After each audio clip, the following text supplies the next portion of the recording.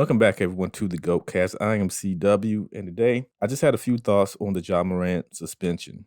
The league announced today that Ja will be suspended from all league activities for 25 games and will have to complete some assessments before he is reinstated. He stands to lose $7.5 million in his absence. That's a lot of money. How do I feel about this?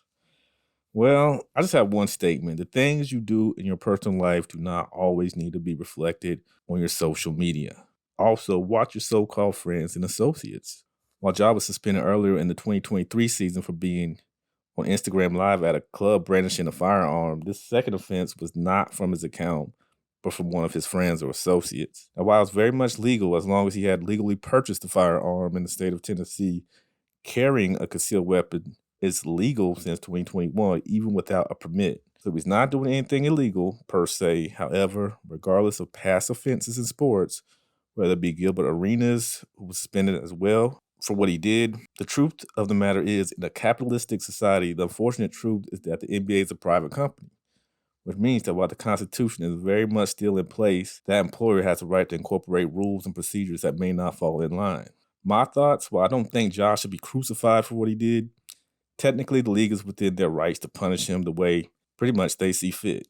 25 games seems substantial to me. That's a little bit less than a third of the season, but it's extremely close. I do think that since this was a repeated offense that they had to make it a little more aggressive, but it still seems excessive. I do believe Ja needs to really think about his actions. Regardless of the laws and things of that nature, the NBA, for the most part, has been steady on wanting to present a certain level of prestige these days.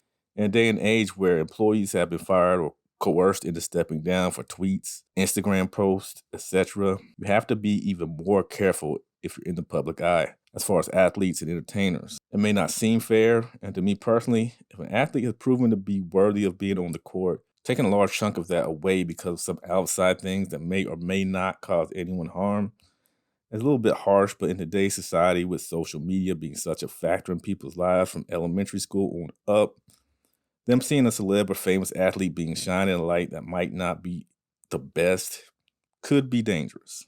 If I'm Ja, I take this as motivation. Lose the weird flex he has going on and realize you might have to surround yourself with those that have your best interests at heart. Come back even stronger and prove to the league and everyone who has an opinion that you know your job. You know what you're there for, and that you're doing this on a level only a handful of people can say they can. Make these setbacks a positive, and don't let these holdups tarnish what could be a great, successful career. I have a son. If I saw him struggling with things of this nature, I would feel the need to just give him positive confirmation. Let him know that we all, as humans, make mistakes, but doing it multiple times becomes a habit, and habits are hard to break. Break it down to him in a way that says you're bigger and better than this, and this is not what is going to define you. I really hope the best for Ja.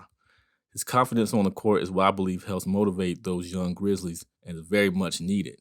Maybe it's time for Memphis to shop around for a veteran that can get in Ja's face and get in his ear and be the father figures he may need in the locker room, on the sidelines, and on the court. Either way, I hope Ja gets better from this and comes back with a newfound mindset and the right motivation. Well, that's all for now. I hope to have some new content out later next week. Appreciate the listens.